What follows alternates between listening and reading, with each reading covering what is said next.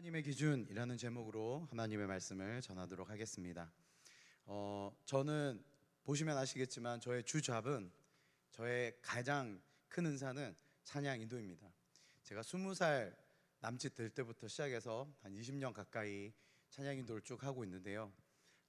제가 이제 한참 찬양 인도에 좀 이렇게 불이 붙고 경험도 쌓이고 한 20대 중반쯤에 있었던 일입니다. 제가 한 모임을 참석했는데요. 그날따라 그 찬양 인도자가 너무 별로인 거예요. 제가 보기에 음도 틀리고 목소리도 이상하고 말은 또 왜 그렇게 많은지. 나는 찬양을 하고 싶은데 계속 한 곡 끝나면 멘트하고 한 곡 끝나면 멘트하고, 제가 보기에 별로 세련돼 보이지도 않고 속으로 굉장히 판단하고, 여기서 왜 이 곡을 하지? 여기서 이렇게 간다고? 이렇게 혼자 마음을 계속 먹으면서 있었습니다. 그러면서 제 마음에 나 정도면 찬양인도 정말 잘하는 거구나, 그 사람을 보면서 그렇게 판단을 했습니다. 그리고 나서 실컷 판단하고 실컷 혼자 막 이렇게 분석하고, 거의 아무도 부탁하지 않았는데 거의 10가지 정도의 피드백상을 혼자 적어가면서 저 사람이 나의 거울이다, 저렇게만 하면 되겠지 라고 하면서 혼자 막 판단을 하고 이제 쿨한 마음으로 집회를 마치고 딱 나오는데, 한 가지 굉장히 이해할 수 없는 현상을 맞닥뜨렸습니다. 본당에 찬양이 끝나고 사람들이 돌아가야 되는데 떠나질 않는 거예요. 그리고 거기서 계속해서 울면서 찬양하고, 그리고 뒤에서 이제 시간 돼가지고 나오는 사람들은 가면서 스쳐가면서 이야기하는데, 오늘 정말 하나님의 임재가 너무 강하고 하나님이 어떻게 이렇게 찬양 가운데 깊이 역사하시고. 저는 약간 충격을 받았어요. 분명히 나의 내가 배워온 바에 의하면 이 찬양 인도자 너무 수준이 떨어지는데 어떻게 이렇게 될 수 있을까라고 하면서 이제 일어나서 가려고 딱 뒤돌아서는데, 제 뒤로 한 20명 정도 앉아 계셨는데 거기에 전부 깊이 우는 사람, 계속 기도하는 사람, 하나님의 임재가 가득한데 저만 거기서 빠져 있는 거예요.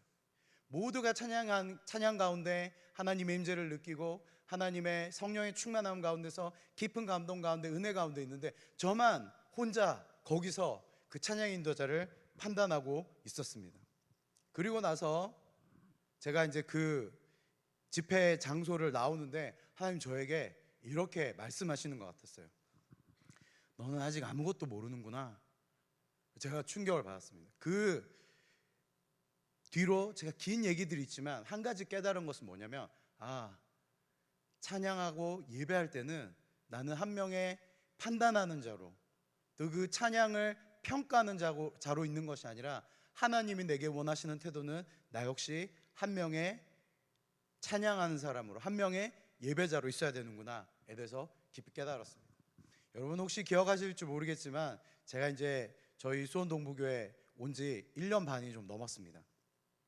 제가 작년 4월 달에, 작년인가요?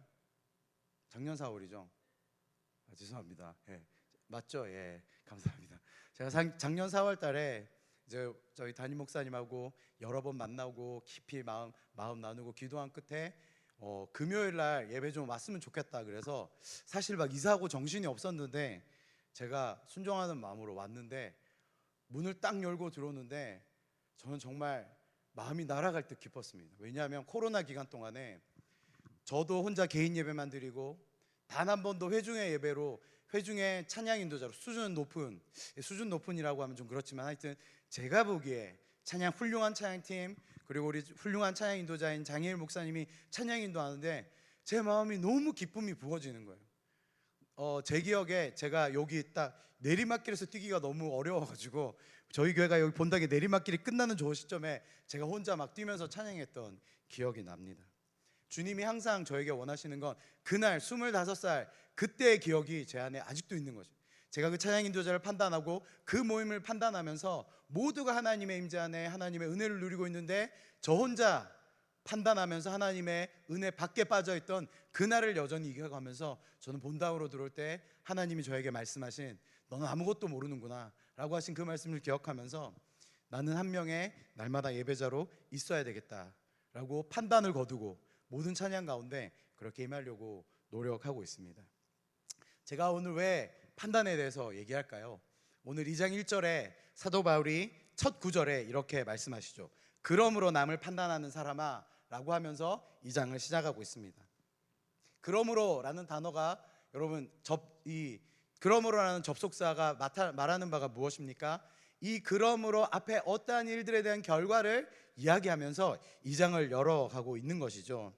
여러분 1장 후반에 보면 어떻게 표현되어 있냐면 사도 바울이 이방인들이 얼마나 심각한 죄인인지에 대해서 쭉 나열하고 있습니다. 저와 여러분이 잘 아는 것처럼 여러분 그 당시 로마 제국이 어떤 제국이었습니까?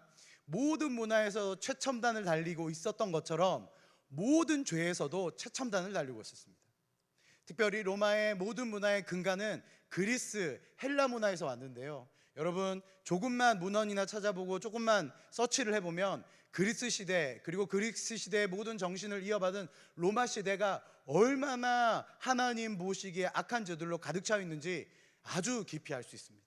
우상 숭배하는 것은 말할 것도 없고 돈을 섬기고 동성애와 온갖 추악하고 더러운 죄들이 그 로마 그 시대 안을 가득 채우고 있었습니다. 그뿐만이 아니라 여러분 로마 시대가 그 당시 전체 패권을 차지하고 있었기 때문에 모든 식민지들로부터 그 식민지에 있는 모든 것들을 다 착취해서 가지고 있었죠. 엄청난 부와 막대한 양의 돈들이 들어오니까 그 돈에 취해 가지고 반드시 일어나는 것은 무엇입니까? 모든 사람들보다 사람들의 인권보다 돈을 중요하게 여기고 완전히 철저히 계급이 나뉘어져서 사람보다 더 밑에 노예는 사람을 취급하지 않고 가축 취급하면서 사람들의 인권을 짓밟고 하나님의 존귀한 형상 그리는 인간들을 가장 추악하고 더럽게 취급하는 시대가 바로 로마 시대였습니다. 사도 바울이 이렇게 이방인들의 죄를 고발하는 이유가 있었습니다. 기억하실지 모르겠지만 제가 1장 지난번에 수요 예배 때 로마 교회 상황을 아주 짧게 제가 말씀드렸습니다.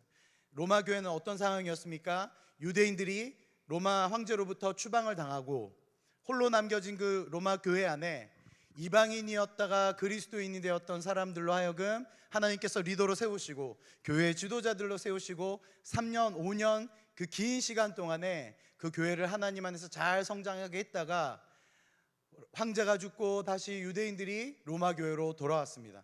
처음에는 서로 격려하고 서로 기다렸고 서로 얼싸안고 기뻐했지만 결국에 서로 안의 문화들과 여러 가지 입장 차이들로 인해서 결국에 이 유대인이었던 그리스도인들과 그리고 이방인이었던 자들 중에 그리스도인이 되었던 교회 지도자들 안에 분쟁이 생기고 어려움이 생겨서 서로 갈라지고 심지어 고린도전서에 보면 로마 교회인들이 서로 갈라져서 이방인 따로 유대인 따로 예배 드리면서 서로 반목하면서 서로 갈라지고 있는 상황들에 대해서 이야기하는 것을 보고 있는 것이죠.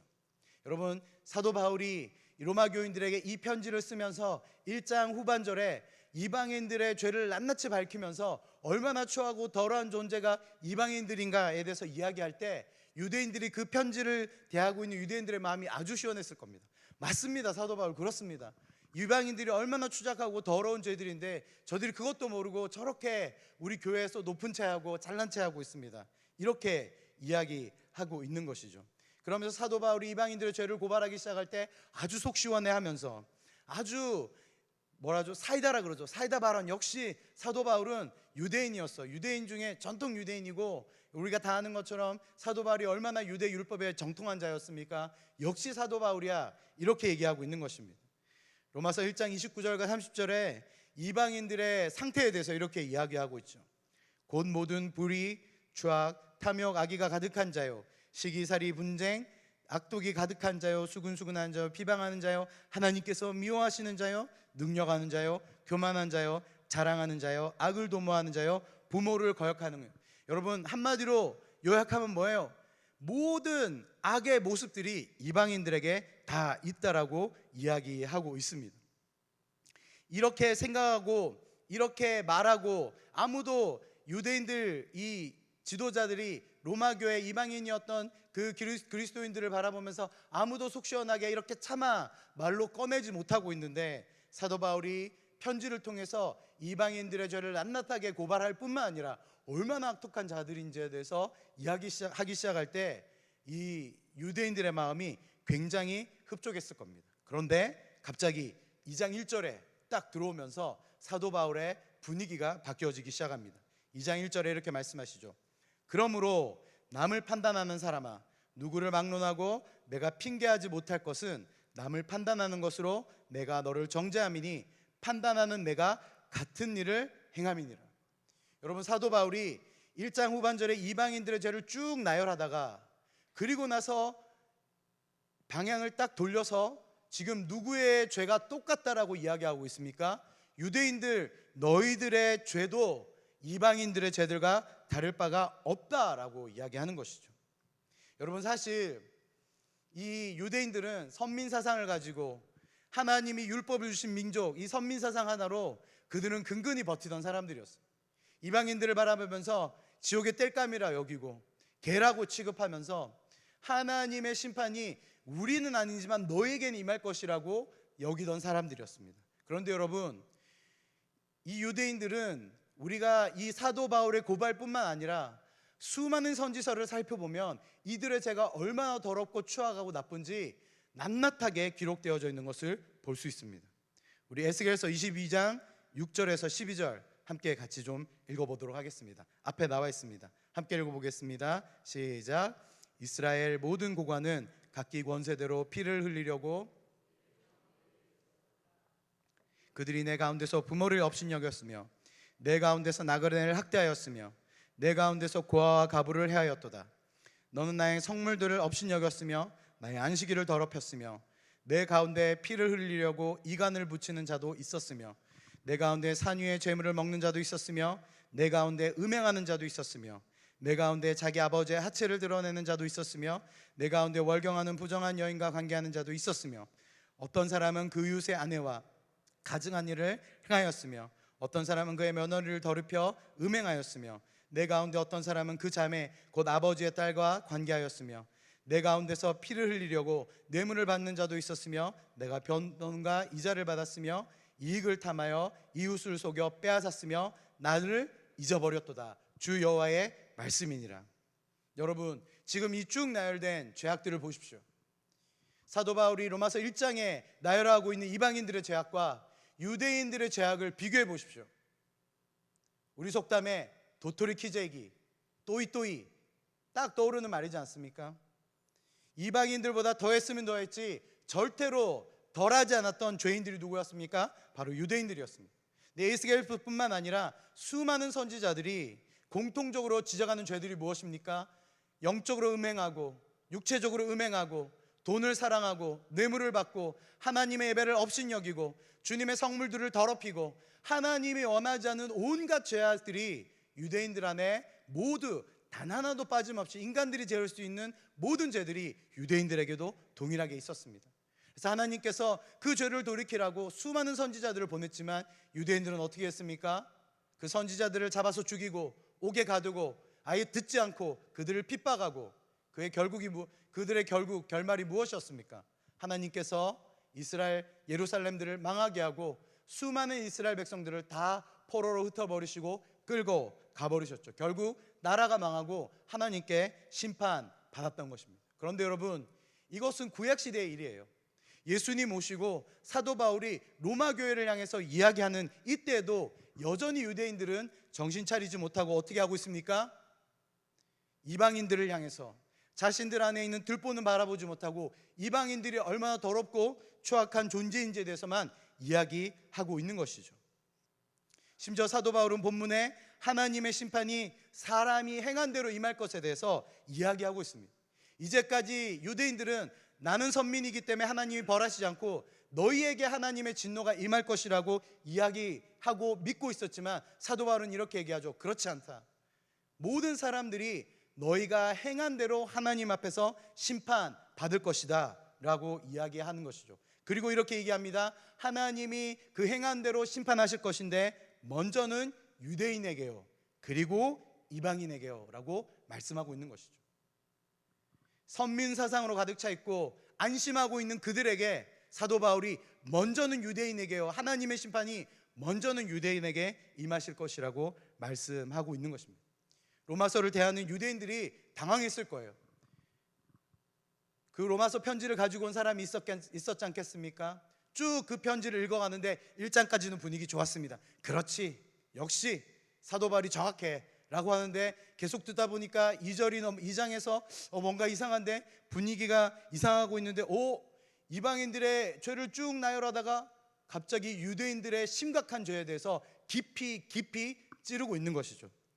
이거 아니잖아요, 사도 바울이라고 하고 있는데, 이 코너에 몰린 유대인들을 향해서 사도 바울이 카운터 펀치를 날려버립니다. 우리 11절 같이 한번 읽어보도록 하겠습니다. 함께 읽어보도록 하겠습니다. 시작. 이는 하나님께서 외모로 사람을 취하지 아니하심이라. 여러분, 이 외모로 사람을 취하지 아니하신다는 이 말은, 외모로 사람을 취하지라는 단어는 프로소폴렙시아라는 단어예요. 이거는 사람의 외적인 것을 이야기하는 것이 아니라, 찾아보면 사람을 편애하지 않는다라고 표현할 때 이 표현을 쓰고 있는 것입니다. 그러니까 하나님께서 쭉 이방인들과 유대인들의 죄악을 열거하고 나열하시면서 하나님이 이렇게 선포하시는 거예요. 하나님은 절대로 사람을 편애하지 않고 그들이 행한 대로 심판하실 것이라고 말씀하고 있는 것이죠. 유대인들이 안심하고 있었죠. 하나님 우리를 심판하지 않을 거야. 우리는 선민이야. 우리 말고 저들을 심판하실 거야 라고 하고 있는 그들 가운데 하나님이 이렇게 말씀하시는 거죠. 아니야. 사도 바울을 통해서 하나님이 이렇게 말씀하신 거예요. 아니야. 너희 아무리 선민 사상이 있고 너에게 율법이 있다 할지라도 너희가 하나님을 떠나서 죄를 행하면 너희에게도 심판이 임하실 것이야. 왜 하나님은 사도 바울의 입을 통해서 이 판단이란 죄를 제일 먼저 말하고 무겁게 말하고 있는 것일까요? 여러분, 유대인들의 죄를 지적하면서 가장 먼저 언급하는 이 판단이라는 것은 그냥 이 사람은 저렇고 저 사람은 저렇고 너는 이렇고라는 그런 판단을 이야기하는 것이 아닙니다. 여러분, 유대인들이 지금 저지르고 있는 이 죄는 어떤 죄악이냐면, 자기 안에 있는 온갖 더럽고 추악한 죄는 못 본 척하고 하나님의 옆에서, 마치 하나님 옆에서 심판자처럼 앉아서 자기들의 죄는 모른 척하고 보지 않고 하나님처럼 심판하며 이방인들을 향해서 더럽고 추악하다라고 지적하고 있기 때문에 하나님께서 이것을 무겁게 다루고 계신 것입니다. 여러분, 우리 창세기 3장 7절에서 10절까지 한번 같이 읽어보도록 하겠습니다. 선악과 사건에 대해서 우리가 좀 살펴보고 싶어요.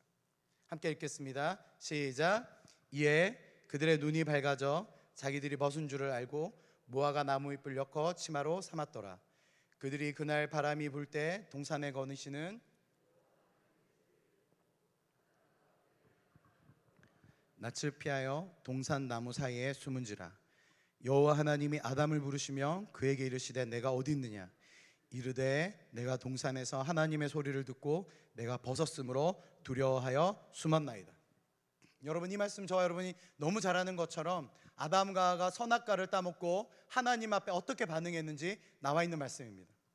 여러분, 아담과 하와가 선악과를 따먹고 제일 먼저 알게 된 사실이 지금 무엇이라고 나와 있습니까? 서로 벗은 것이 부끄럽게 여겨지기 시작했다는 것이에요. 여러분, 생각해 보십시오. 아담과 하와가 처음부터 옷을 입고 있었던 사람들이 아니죠. 여보, 이 선악과를 먹어야 되는데 우리 옷 벗고 먹읍시다, 이렇게 하지 않았습니다.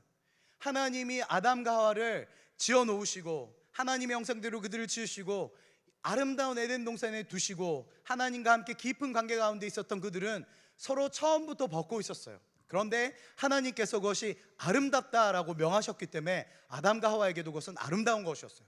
그런데 여러분은 이 말씀에 보니까 아담과 하와가 서로 벗었다는 사실을 부끄럽게 여겼다고 나와 있는데, 이 말은 무엇을 얘기하는 것입니까?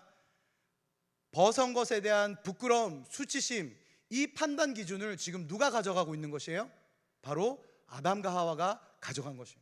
이전에도 여전히 그들이 벗고 있었지만 하나님이 그것이 아름답다라고 했기 때문에 그들에게는 여전히 그것이 아름다운 것이었어요. 그런데 하나님의 뜻을 거부하고 하나님 앞에 불순종해서 그들이 죄를 범하기 시작하면서 가장 먼저 행한 죄가 무엇입니까? 하나님이 아름답다고 한 것을 부끄럽고 수치스럽게 여기기 시작했다는 것이에요. 여러분, 이 죄가 사람들이 짓는 가장 무거운 죄인 것이에요. 왜요? 이 죄로 말미암아서 하나님과 아담과 하와는 영원히 분리될 수밖에 없었기 때문입니다. 하나님이 더 이상 이들을 에덴 동산에 두실 수 없었던 이유는 무엇입니까? 그들이 하나님의 피조물이 되어서 하나님의 다스림과 하나님의 아름다움 안에서 하나님의 그 질서들을 누리던 자가 아니라 아름다운 것과 추한 것, 죄인 것과 죄이지 않은 것, 온전한 것과 온전하지 못한 것, 부끄러운 것과 부끄럽지 않은 이 모든 판단 기준을 하나님으로부터 듣고 하나님의 기준으로 가져간 것이 아니라 누가 판단하기 시작한 거예요? 내가 왕이 되어서, 내가 주인이 되어서, 아담과 하와가 주인이 되어서 그것을 판단하기 시작했다는 것입니다. 하나님의 자리에 앉기 시작한 것, 이것이 바로 인류가 하나님과 떨어질 수밖에 없었던 가장 추악하고 어려운 무서운 죄였던 것입니다. 여러분, 오늘 유대인들이 사도 바울이 고발하고 있는 이 판단한다는 내용은 단순히 너는 이렇고 저렇고 몇 가지를 판단하는 그런 것들을 넘어서는 것이에요. 무엇입니까? 유대인들이 똑같은 죄인임에도 불구하고 하나님 자리에 서서 스스로 심판자의 역할을 하고 있는 것입니다. 여러분, 앤드류 머레이라는 유명한 신학자가 있습니다. 남아프리카 공화국의 유명한 종교개혁자이고 하나님 앞에 신실한 평생을 복음주의 개혁자로 산 유명한 사역자이죠. 이분이 겸손이라는 책을 쓰셨습니다. 제가 주일날마다 담임 목사님이 책을 딱 이렇게 소개할 때마다 나도 언제 한번 해보나 라고 생각하고 있었는데 제가 오늘 드디어 한번 해봅니다. 겸손이란 책 굉장히 얇습니다. 별로 어렵지도 않아요. 여러분 꼭 한번 읽어보십시오. 이 책에서 겸손이 무엇인가, 성경에서 말하는 겸손이 무엇인가에 대해서 다루고 있는데요, 요약하면 이렇습니다. 여러분, 동양 문화의 겸손은 무엇입니까? 아우 너무 잘생기셨어요, 아름다우세요, 피부 좋으세요. 아니에요. 제가 이제 한 번씩 이렇게 1층으로 올라가면 우리 집사님들이나 권사님들이 찬양인도 너무 잘한다고, 그럼 저는 속으로 잘하죠 라고 하면서 겉으로는 아닙니다 이러고, 우리 권사님이 예배를 너무 잘하셔요 이렇게 얘기하지만 속으로는 굉장히 뿌듯해하는, 칭찬 많이 해달라는 얘기는 아니고요. 그렇습니다. 우리가 그런 것을 겸손, 겸양이라고 하죠. 그런데 성경에서 말하는 겸손은 그런 것이 아니에요. 성경에서 말하는 겸손은 하나님이 기준이 되어서 네가 이렇다라고 말씀하실 때 예 주님 제가 그렇습니다라고 인정하는 것이 겸손이라고 얘기하는 것입니다. 쉽게 설명하면 이런 것이죠. 내가 아무리 지위가 높고 내가 수십 년 교회를 다니고 높은 지위에 있고 수많은 공부들을 하고 수많은 재정을 가지고 많은 재산이 있고 높은 지위를 가졌다 할지라도 주님이 십자가 앞에서 네가 죄인이다라고 할 때 예 주님 저는 이 세상에서 가장 추악한 죄인입니다 라고 받아들이는 것, 이것을 주님이 겸손이라고 말씀하시는 거예요. 반대로 내가 아무리 비천한 자이고 스스로 정체성이 낮고 나는 쓸데없는 자라고 얘기하고 나는 비참한 사람이라고 얘기해도 주님께서 오셔서 너는 나의 사랑하는 자녀이고 나의 사랑하는 아들이고 나의 사랑하는 딸이다라고 얘기할 때 아니요 주님 저는 그런 사람 아닙니다 라고 얘기하는 것이 아니라 예 주님 저는 주님의 존귀한 자녀입니다, 주님의 은혜를 감사합니다 라고 인정하는 것, 이것이 바로 겸손이라고 하는 것이죠. 그럼 반대로 교만은 무엇이겠습니까? 주님이 이렇게 말씀하시는데 아니요 주님 제가 이제까지 배운 바에 의하면 그거 아닌데요, 아니요 주님 내 판단에는 이런 것인데요, 혹은 그렇게 내세우진 않아도 주님이 이렇게 말씀하실 때 인정은 해도 순종하지 않고 반대로 행하는 것, 하나님이 이것을 교만이라고 말씀하시는 것이에요. 여러분 오늘 유대인들이 범하고 있는 죄, 하나님이 사도 바울의 입술을 통해서 가장 먼저 무겁고 진중하게 가장 두려운 죄라고 지금 말씀하시는 이 판단하는 죄가 어떤 죄입니까? 바로 하나님 앞에서 겸손하지 않고 교만한, 고개를 빳빳이 들고 자기 안에 있는 추악한 죄와 자기 안에 있는 온갖 더럽고 음란하고 더러운 것들은 다 뒤로 무시하고 하나님 쟤네들 좀 보십시오, 저 이방인들 좀 보십시오, 저 더러운 세상 사람들 좀 보십시오, 이렇게 얘기하고 있는 유대인의 죄에 대해서 하나님께서 지금 고발하고 있는 것입니다.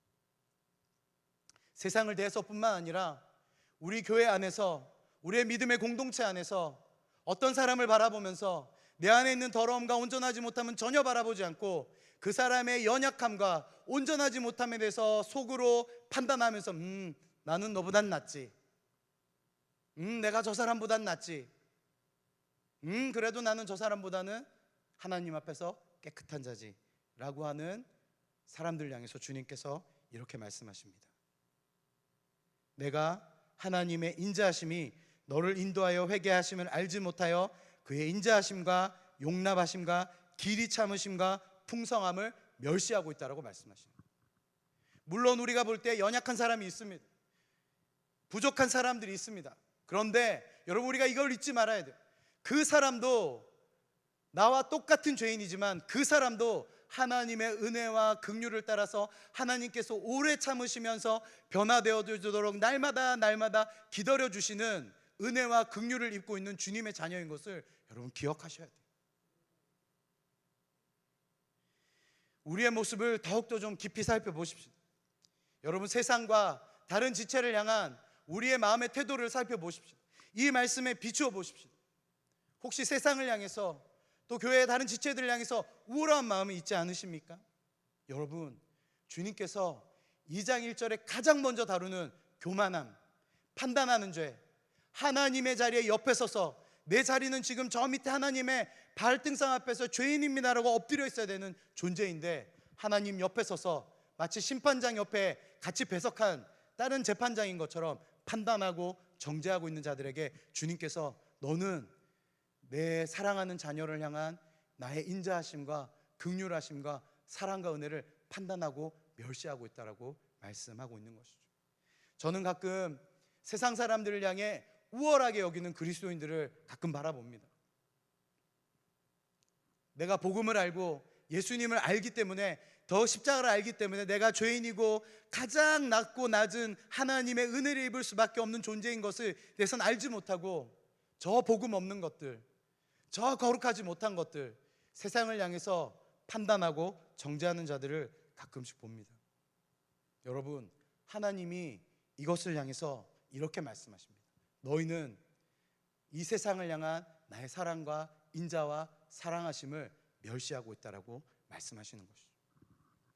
여러분, 하나님의 자리에 앉으시면 안 됩니다. 오늘의 본문의 유대인들을 보십시오. 세상을 향한 하나님의 인자하심과 오래 참으심과 또 지체를 향한, 그리스도의 지체를 향한 인자하심과 오래 참음들을 비웃고 있고 하나님이 틀렸다고 말하고 있는 것과 같이 지금 유대인들이 행하고 있는 것이죠. 유대인과 같은 죄와 실수를 여러분, 우리가 동일하게 지어서는 안 될 것입니다. 잠언 18장 12절에 이렇게 말씀하고 계십니다. 사람의 마음의 교만은 멸망의 선봉이요 겸손은 존귀의 길잡이니라. 여기 선봉, 길잡이라는 이 단어는 파님이라고 하는 단어인데 똑같은 단어입니다. 이 단어는 얼굴을 뜻하는데요, 하나님 자리에 앉아 나의 기준으로, 나의 판단으로 세상과 지체를 판단하는 사람들에게 마주하는 것은 무엇입니까? 교만의 멸망, 교만은 멸망의 선봉, 다시 말해서 멸망의 얼굴을 마주대고 있는 사람들이 될 것이라고 말씀하세요. 그리고 반대로 겸손한 자들이 볼 것은 무엇이라고 말씀하십니까? 존귀의 길잡이, 다시 말해서 이 존귀는 카보드, 하나님의 영광을 뜻하는 것이거든요. 그러니까 교만한 자들, 자기의 죄를 깨닫지 못하고 하나님의 자리에 서서 교만히 판단하는 자들은 멸망의 얼굴들을 바라볼 것이고, 겸손히 자기가 죄인인 것을 인정하고 하나님 발 앞에 무릎 꿇고 앉아서 주님, 저희는 죄인입니다. 주님, 저는 아무도 판단하지 못합니다. 주님, 저는 아무것도 아닙니다라고 말하는 자들에게 약속되어진 것은 무엇입니까? 하나님의 영광의 얼굴을 볼 것이라고 말씀하고 있는 것이죠. 하나님의 기준을 인정하고 하나님의 마음을 인정해서 하나님의 기준을 따라가고 순종하는 자는 하나님의 영광을 보게 될 것이라고 말씀하고 있는 것입니다. 여러분, 우리가 어떻게 하나님의 자리에 내려와서 하나님의 영광의 얼굴을 보는 겸손한 삶을 살 수 있겠습니까? 적어도 우리 안에 세 가지가 있어야 될 줄로 믿습니다. 첫 번째는 따라해 보십시다. 십자가에서 자기 위치를 기억하자. 여러분, 예수님이 십자가에 달려 돌아가실 때 예수님 양옆에 있었던 강도를 기억하시죠? 한 명은 끝까지 자기의 위치도 모르고 예수님을 조롱했습니다. 자기도 똑같이 달려있는데 너 내려와서 구원해봐라.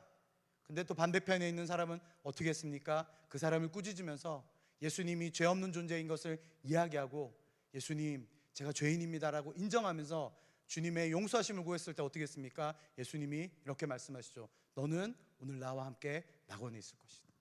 여러분, 십자가 앞에서 우리의 위치를 날마다 기억해야 됩니다. 정죄하는 강도, 예수님의 그 인자하심과 구원하심을 비웃는 강도가 되면 안 되고, 우리의 태도가 어디에 있어야 합니까? 그 십자가에 달려서 주님, 저는 죄인입니다, 주님 저를 용서해 주십시오 라고 하는 위치가 되어야 될 줄로 믿습니다. 두 번째, 따라해 보십시다. 하나님의 시각을 가집시다. 여러분, 우리가 정죄하고 우리가 판단하는 모든 사람들, 저 사람 죄인 맞습니다. 세상에 있는 많은 사람들 죄인 맞습니다. 그러나 우리가 기억해야 될 건 무엇입니까? 나도 죄인이고, 그리고 내가 정죄하는 그들도 하나님의 인자하심을 입는 귀한 자녀인 것을 기억해야 될 줄로 믿습니다. 우리의 눈과 마음이 하나님의 시각과 맞춰져야 된다고 저는 믿습니다. 그들이 죄인인 것뿐만 아니라 하나님의 자녀인 것처럼 나도 죄인이고 하나님의 자녀인 것에 대한 하나님의 시각과 마음을 가져야 될 줄로 믿습니다. 로마서 8장 15절에 너희는 다시 무서워하는 종의 영을 받지 아니하고 아버지라고 말한다라고 말씀하고 계세요. 여러분, 저들도 나도 똑같은 죄인이고, 저들도 나도 똑같은 하나님의 사랑을 입는 하나님의 자녀인 것을 기억해야 될 줄로 믿습니다. 세 번째는 따라해 보실까요? 권리를 포기합시다. 여기서 말하는 권리는 무엇입니까? 하나님 자리에 서서 심판할 수 있는, 물론 주님이 우리를 거룩하고 세상에 빛되고 소금된 자들로 우리를 부르셨기 때문에 세상의 죄에 대해서 지적하고 선포하고 선언하고 잘못된 것들에 대해서 선언하고 고치라고, 하나님의 다시 오실 그날을 예비하는 자로 마치 세례 요한처럼 회개하라고 선포해야 되지만, 어디까지나 그 회개하는 마음의 태도는 무엇입니까? 나도 똑같은 죄인임을 인정하는 겸손한 태도로 그것을 고발하고 이야기해야 되는 것이죠. 주님께서 우리에게 그런 권세를 주신 게 맞아요. 그러나 주님이 원하시는 우리의 태도는 무엇입니까? 하나님의 옆자리가 아니라 하나님의 발등상 앞에 있는 자들을 주님께서 원하신다라고 말씀하고 계신 거죠. 여러분, 주님께 결정권을 드리십시오. 내 옆에 있는 지체가 좀 답답하고 왜 저렇게 살까? 왜 저렇게 해봤지 못할까? 특별히 우리 가정교회 리더님들, 왜 나의 이 가정 이 구성원들은, 내가 돌봐야 되는 이 양들은 왜 이렇게 부족하고 연약할까? 그렇게 정죄할 수 있고 판단할 수 있고 그렇게 할 수 있습니다. 여러분, 그러나 주님께서 우리에게 말씀하십니다. 사랑하는 내 딸과 아들들아, 너의 판단을 멈추고 나의 마음을 가져라, 이렇게 말씀하시는 것이죠. 말씀의 결론을 맺겠습니다. 하나님은 이스라엘 백성이 온 세상을 향한 제사장과 선지자 나라가 되기를 원하셨습니다. 유대인들에게 맡긴 것은 온 세상의 하나님의 모든 백성들, 열방을 하나님과 화해할 수 있는 제사장이 되어지고 하나님의 거룩하심을 선포하는 선지자 나라가 되기를 원하셨어요. 이스라엘 민족이 뛰어나서 유대인 민족들이 머리가 좋아서 택한 것이 아니죠. 여러분, 우리가 성경 중심으로 보기 때문에 깨닫지 못하는데, 사실 여러분, 이스라엘 얼마나 작고 볼품없는 땅에 위치하고 있는 나라입니까? 하나님께서 이스라엘 백성, 그 이스라엘이라는 땅을 왜 택하셨습니까? 아무것도 없고 척박한 땅에, 그 작은 땅덩어리에 거해도 아무것도 없어도 여호와 하나님을 의지하고 하나님과 동행하면 얼마나 큰 복을 받는지 온 열방에 알려주기 위해서 그들은 택하심을 받은 존재들일 뿐인 거예요. 아무것도 한 것 없고 그들의 의는 아무것도 없는데 하나님이 함께 하시면 얼마나 복이 되는지 보여주시려고 택하신, 일방적으로 은혜 받은 민족일 뿐이었습니다. 그런데 이 작고 연약한 나라가 어떻게 했습니까? 하나님이 주신, 말씀하신 이 권리는 전혀 행하지 않고, 하나님 주신 의무는 전혀 행하지 않고, 하나님이 율법을 주시고 율법을 맡기시고 하나님이 택하셨던 그 권리만 누리면서 이방인들을 정죄하고 자기의 죄악과 더러움은 뒤로 놔두고 하나님 편에 서서 같이 정죄하며 심판하는 자리에 앉아 있었던 백성들이 바로 유대인입니다. 그래서 어떤 일이 벌어졌습니까? 유대인들을 통해서 그 어떤 나라들도, 그 어떤 사람들도 하나님의 인자하심과 긍휼하심과 온 열방을 향한 하나님의 구원 계획을 누리지 못한 것이에요. 그래서 어떻게 된 거예요? 주님이 결국은 예수 그리스도를 못 믿고 이 땅에 직접 오실 수밖에 없었던 것입니다. 그들은 이런 하나님의 은혜를 망각하고 오늘 본문의 말씀처럼 하나님 자리에 앉아 끝까지 자기의 죄를 회개하지 않고 판단하고 있었기 때문에 사도 바울의 입술을 통해서 판단하는 자여, 너희의 판단대로 너희가 심판을 받을 것이고 너희가 똑같은 죄인이다 라고 말씀하고 있는 것입니다. 이들의 교만한 행동으로 인해 하나님의 열방을 향한 은혜가 더 이상 전해지지 못하게 되었고, 제사장 나라여 하나님의 고안의 맏아들로서의 부르심을 잃어버리게 된 것입니다. 오늘 이 말씀을 듣는 모든 성도님들, 우리 하나님의 자리에서 내려오기로 결정하십시다. 나의 기준과 판단으로 사는 삶을 멈추고 하나님의 기준 앞으로 겸손히 나아가십시다. 하나님은 저와 여러분을 불러 온 열방에 예수 그리스도의 복음을 전하는 통로로 세우셨습니다. 할렐루야. 이 부르심을 우리가 겸손히 하나님 앞에서 받아들이고 하나님이 말씀하시는 그 십자가 앞에서 겸손히 행하면서, 하나님, 나는 죄인입니다. 나는 부족한 자입니다. 그러므로 이 온 땅에 있는 나와 같은 이 죄인들을 나를 통하여 구원하여 주시옵소서. 이 고백과 이 선언이 우리 안에 있어지기를 축복합니다. 할렐루야. 우리 시간 함께 말씀 기억하시면서 찬양하십시다.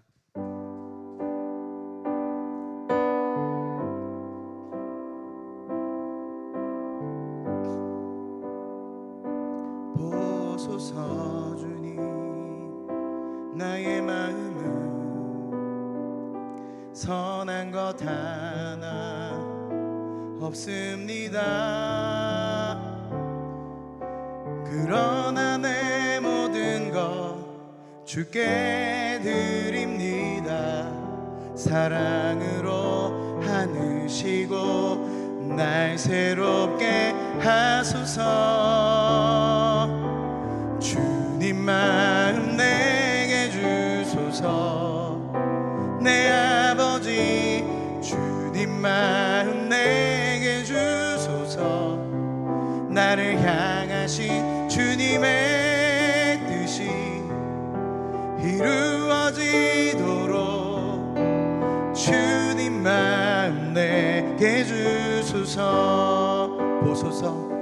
보소서 주님, 나의 마음을 선한 것 하나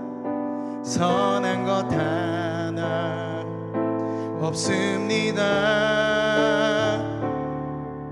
그러나 내 모든 것 주께 드립니다. 사랑으로 안으시고 날 새롭게 하소서. 주님 마음 내게 주소서. 내 아버지 주님 마음 내게 주소서. 나를 향하신 주님의 뜻이 이루어지도록 주님 마음 내게 주소서. 내게 사랑을 가르치소서. 당신의 마음으로 용서하게 하소서.